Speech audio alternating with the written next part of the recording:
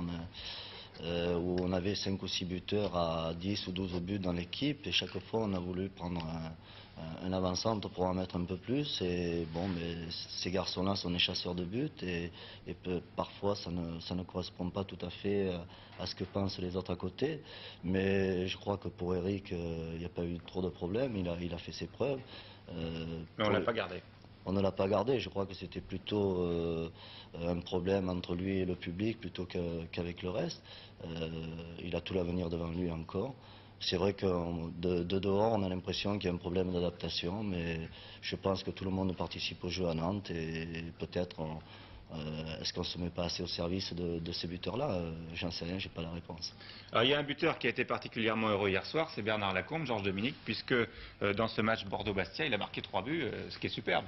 C'est superbe, et c'est son 181e but depuis le début de sa carrière professionnelle depuis 10 ans, et c'est le 7e hat-trick qu'il réalise. Il faut dire que cette équipe bordelaise, à l'image de Lacombe, a été impressionnante sur le papier, et également sur le terrain. Son problème à Bordeaux, c'était de bien figurer à domicile, puisqu'ils avaient perdu 5 points, concédé 5 matchs nuls, et depuis la trêve, eh bien, les Bordelais qui attaquent ici semblent avoir trouvé la bonne carburation. 4 buts lors de l'avant-dernier match contre Montpellier, et puis 4 hier soir dans ce stade Vélodrome, où ils attaquent ici les Bordelais avec beaucoup de panache.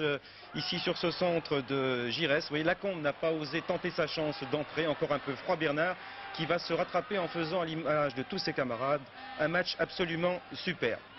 Vous voyez que Bordeaux a bien attaqué dès le coup d'envoi, les Bordelais se manifestant encore ici beaucoup par leur milieu de terrain. Vous voyez que tout ça est très subtil, très fin, comme Giresse. Ici, Tigana a laissé passer le ballon. C'est Martialis qui le récupère. C'est l'action la plus dangereuse des Bastia en première mi-temps. Malheureusement, ici, Braconi, vous voyez, perd un peu de temps. Et au dernier ressort est contré par le gardien bordelais Pantelli. Toujours les Bordelais, 6e minute de jeu, avec tout de suite Bernard Lacombe. Regardez, tout en déviation. C'est bien joué Bernard pour Solaire, qui voit son ballon heurter le montant de Pierre Quillard. Solaire, très actif hier soir, mais qui a manqué de réussite dans le final. Et toujours les Bordelais, avec leur capitaine Alain Giresse, aussi actif qu'il est petit en taille. Vous voyez que les Bastiens n'arrivent pas à dégager ce ballon, et ici c'est un ciseau à la barbe, pourrait-on dire, d'Alain Giresse dans la surface. C'est une faute bien sûr, c'est un coup franc dans la surface de réparation. Difficile de mettre le mur à 9 mètres. Et voilà, Giresse pour Lacombe, ça heurte la transversale, mais regardez ce qui se passe. Les Bordelais se congratulent, et monsieur Di Bernardo valide le but, alors qu'Orlanducci vient discuter avec l'arbitre, et bientôt avec le juge de touche. À notre avis, eh bien, le ballon était bien rentré, car regardez ici cette passe de Giresse pour Lacombe, un tir extrêmement bien brossé. Il semble, lorsque le ballon heurte la transversale, qu'il est déjà sous la transversale, et regardez lorsqu'il va retomber, regardez bien entre les jambes de Pierre Quillard. Manifestement, le ballon est peut-être tangent, mais au-delà de la ligne, donc but tout à fait valable. C'est le premier but, 1-0 pour Bordeaux, à la 11e minute de jeu. Un corner pour les Bastiais qui n'a rien donné, si ce n'est pour Bordeaux l'occasion d'attaquer à nouveau. Les Bordelais qui se multipliaient avec beaucoup d'élégance.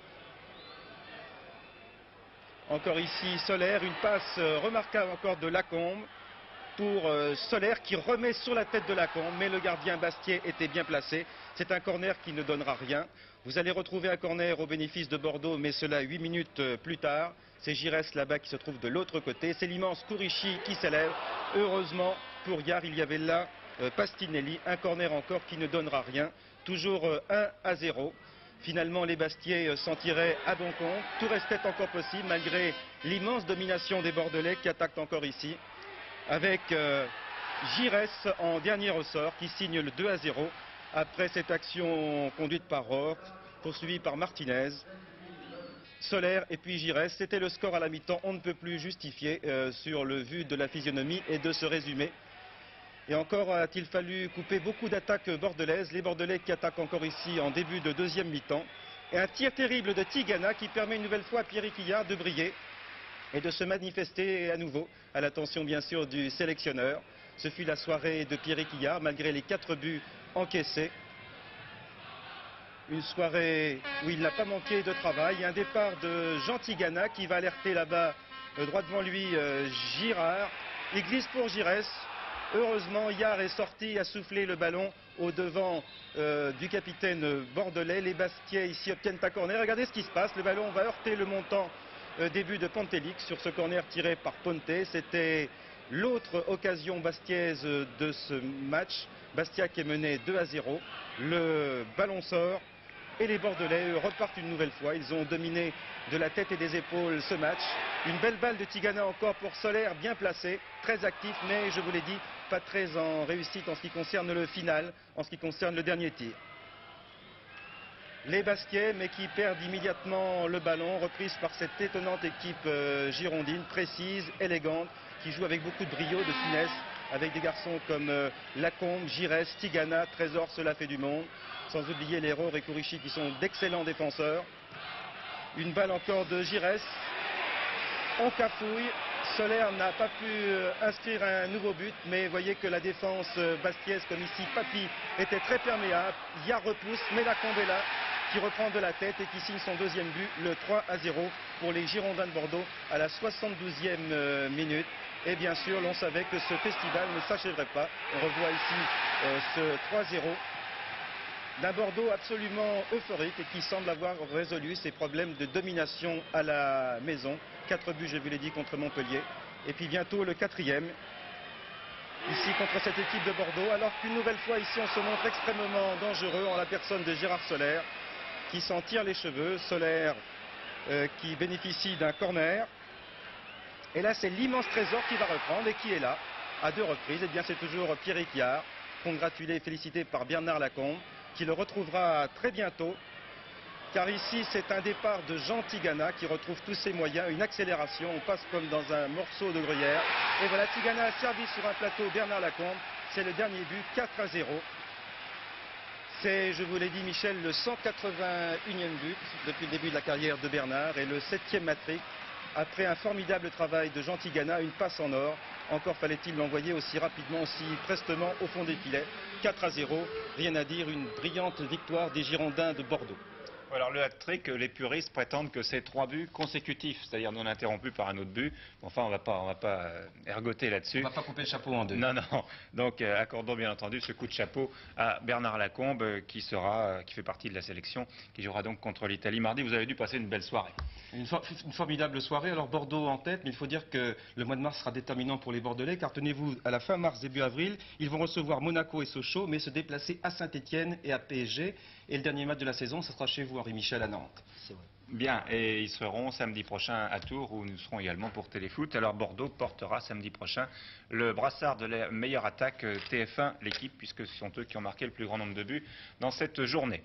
Un autre derby maintenant avec Nice-Monaco, le derby de la Côte d'Azur, avec une équipe de Nice qui se bat pour éviter la dernière place et une équipe de Monaco qui se bat pour conquérir la première. Et Monaco, qui jouait en maillot blanc, n'a vraiment éprouvé aucune difficulté pour remporter cette rencontre avec Didier Christophe qui vient de passer le ballon au Suisse Barberis. À nouveau Christophe pour Pécou, remise immédiate pour Barberis, comme dans du beurre, 1-0. Le tandem, le trio Christophe, Pécou, Barberis a frappé. Nous revoyons cette remise d'Éric Pécou pour Barberis et le tir du joueur suisse. C'était à la 8e minute et à la 10e minute, donc 2 minutes plus tard. La messe sera dite, Alain Courriol profitant astucieusement d'une erreur de Buzikesi, le numéro 4 de Nice. L'erreur la voici, c'est l'affolement et calmement, Pécou met un point final à ce derby triste pour les Niçois.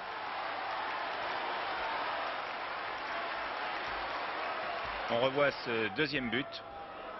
Triste pour les Niçois, en particulier pour le nouvel international de Nice, le jeune Daniel Bravo.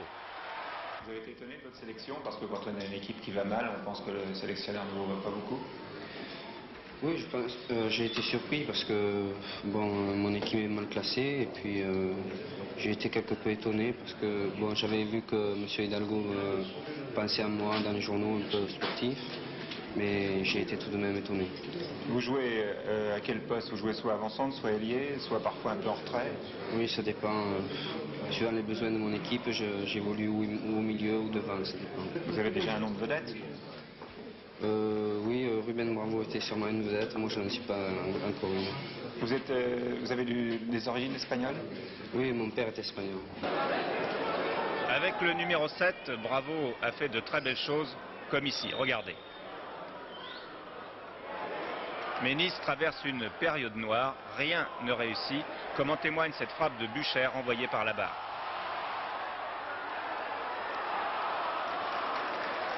Ou cette action conclue par un tir de Cher qui sera détourné par Amitrano. On en restera donc là. 2-0, restez à prendre des nouvelles de l'autre nouveau bleu après ce tir de Cher, Manuel Amoros, dont nous parle son entraîneur Gérard Banny. C'est un joueur qui allie peut-être le plus de qualité du footballeur moderne. Il a une agressivité très forte, il a une très bonne technique, un bon sens du jeu et c'est surtout un battant. Et je crois que c'est le joueur qui est le prototype du gagneur dans une équipe. Il peut apporter beaucoup de culot, beaucoup de sang-froid. Alors vous avez un point commun avec Daniel Bravo, c'est que vous avez des origines espagnoles, donc vous êtes en Espagne, vous seriez un peu chez vous si la chance vous sourit. Oui, je crois, oui, j'ai toute ma famille qui est là-bas et j'espère y aller. Vous jouez arrière latéral au milieu de terrain, là Hidalgo vous a retenu comme défenseur, ça vous convient? Ben oui, ça me convient puisque c'est un poste que j'ai déjà occupé à Monaco et j'ai pratiquement pas de problème à ce poste-là. Vous connaissez peut-être un peu mieux le football italien que les autres, parce qu'ici on peut capter la raille. Oui, disons que nous, bon, moi je vois que les buts sur la chaîne italienne. Il n'y en a pas beaucoup. Non, il n'y en a pas beaucoup, mais c'est des jolis buts quand même. Voilà deux visages que l'on découvre, donc Daniel Bravo et Manuel Amoros, qui a déjà joué, qui a été sélectionné une fois, c'était contre la Belgique au SL. Vous les connaissez bien entendu. Henri Michel, quelle est votre opinion sur ces deux joueurs? Je les connais, oui, pour avoir joué contre eux. Je pense qu'ils sont à l'image des nouveaux joueurs français, c'est-à-dire plein de talent et plein de culot. Je crois qu'ils ne font aucun complexe et c'est important pour tout notre football. Ils ont une petite pointe d'accent comme vous, accent méridional. Ils ont une pointe d'accent et en plus ils sont tous d'origine espagnole. Alors si ça pouvait être de bon augure pour l'Espagne, ça serait bien. Lens Sochaux, Daniel Potra, vous avez fait le voyage dans le Nord pour voir cette équipe de Lens qui était poursuivie, nous disait Didier Roustan, par une sorcière. Et la sorcière est partie, elle est prise les vacances. D'un coup de baguette magique, je l'ai fait fuir, mais juste à la fin de la première mi-temps, vous allez voir. Alors Lens Sochaux, donc c'était hier soir au stade Bollaert. Il faisait froid. Ouais. Et il n'y avait plus que 6000 spectateurs à peu près dans les tribunes de ce stade Bollaert qui peut en accueillir 40 000 et qui bientôt pour la Coupe d'Europe en accueillera 50 000. Mais 6000 fidèles qui ont fait du bruit comme 20 000. Et Lens en maillot jaune a attaqué dès le début de la rencontre. Les joueurs lensois se sont battus, se sont bien battus à l'image de Leclerc, leur meneur de jeu, qui a permis à Rust de s'échauffer dès le début de la rencontre. Et ça repartait, là on en était à la 2e ou à la 3e minute, et ça repartait encore du côté de Lens. Et Vercruyss, tout seul, mais l'angle était fermé, et bien fermé par Rust, mettait à droite des poteaux. Une nouvelle occasion se présentait quelques secondes après, et cette fois il mettait à gauche. Du côté de Sochaux, il n'y avait qu'un seul joueur en attaque, c'était Yannick Stopira, un ancien Lensois justement, et puis Rust se faisait siffler parce que les Sochaliens, vers la fin de la première mi-temps, n'ayant préservé le match nul 0-0, se contentaient apparemment de ce résultat. Luktin Djadaoui, Posca, le capitaine. Il n'y avait plus que quelques secondes à jouer dans cette première période. Interception de Leclerc omniprésent, une belle ouverture et belle balle amortie par Djadaoui pour Thordarson, l'Islandais, meilleur buteur du championnat suédois l'année dernière. L'Islandais qui a du mal à s'adapter à la France car il ne mange que du poisson d'habitude et le régime carné à la française ne lui convenait pas beaucoup. Mais là, il réussit à parfaitement reprendre ce ballon et à marquer 1-0 à la mi-temps. C'est le 11e but quand même depuis le début du championnat pour cet Islandais. Deuxième mi-temps, même scénario, ça recommence. Les joueurs sont maladroits car il fait froid. Michel Leclerc tire, je confonds avec l'ancien tennisman, tire sur la gauche des buts de... C'est Daniel, oui, c'est pour cela. De Rust qui a réussi à renvoyer la balle, mais finalement, sur ce centre de Vercruyss, c'est Thordarson qui réussit à marquer son 12e but de la saison, donc 2-0 à ce moment-là, au début de la deuxième mi-temps. Pour les Lensois qui continuent à attaquer, encouragés par leurs fidèles supporters. Brisson qui a fait un très bon match sur l'aile gauche Brisson qui va réussir à centrer, la balle est renvoyée mais pas très très loin. Finalement Collin arrive à dégager, c'est une balle interceptée à nouveau par Leclerc. Flack qui jouait parfaitement son rôle de flic auprès d'Anziani hier. Anziani qui a beaucoup couru, qui s'est bien battu pendant tout le match, et le ballon est encore dans les pieds lancés dans la surface de réparation, mais là encore la sorcière a fait une petite réapparition au milieu de cette deuxième mi-temps. Il est vrai que les Lensois menaient à ce moment-là par 2-0. Belle ouverture de Genghini vers Zimaco. Edouard, le gardien lensois, n'a pas réussi à bloquer la balle et fort heureusement pour lui, Zimaco n'a pas pu le lober. C'était la première véritable contre-attaque sérieuse des Sochaliens et nous en étions à ce moment-là au milieu de la deuxième mi-temps. Collin, le jeune Collin qui allait bientôt céder sa place à Patrick Revelli, ouvrait sur Stopira et regardez bien comment Stopira tire d'une quinzaine de mètres, un très beau tir tendu contre lequel Edouard ne peut rien. La marque est ramenée à 2-1. Les Lensois protestent car Sénac était blessé depuis 2 minutes. Il était sur le terrain et l'arbitre n'avait pas arrêté la rencontre. Sénac se relèvera. Le score à ce moment-là est de 2-1 au milieu de la deuxième mi-temps. Rust, qui n'a pas le temps de se refroidir, dégage à nouveau à la suite d'une nouvelle attaque lensoise. Vous voyez que le froid fait commettre de nombreuses maladresses aux joueurs et c'est un petit peu à qui perd gagne. La balle est récupérée par les blancs qui la redonnent aux jaunes, etc. Et voilà un bel exploit ici de Daniel Xvereb, l'ancien lyonnais, qui tout seul arrive juste à la limite de la surface de réparation. Rust a peut-être mal jugé le tir qui a été renvoyé par le poteau. On va revoir cet exploit de Xvereb, parti pratiquement seul du milieu du terrain. 3-1, donc à ce moment-là, les drapeaux peuvent s'agiter, les supporters lensois sont contents. Il ne reste plus qu'une quinzaine de minutes à jouer. La victoire semble assurée. D'autant plus que ce n'est pas encore terminé. Les attaques continuent du côté des jaunes. Mais Zimaco réussit à 5 minutes de la fin à reprendre la balle. Et sur l'aile droite, il va centrer et c'est Stopira sans aucune opposition qui réussit à marquer le deuxième but pour Sochaux. 3-2, c'est le résultat final. Les Lensois n'avaient pas gagné depuis le 13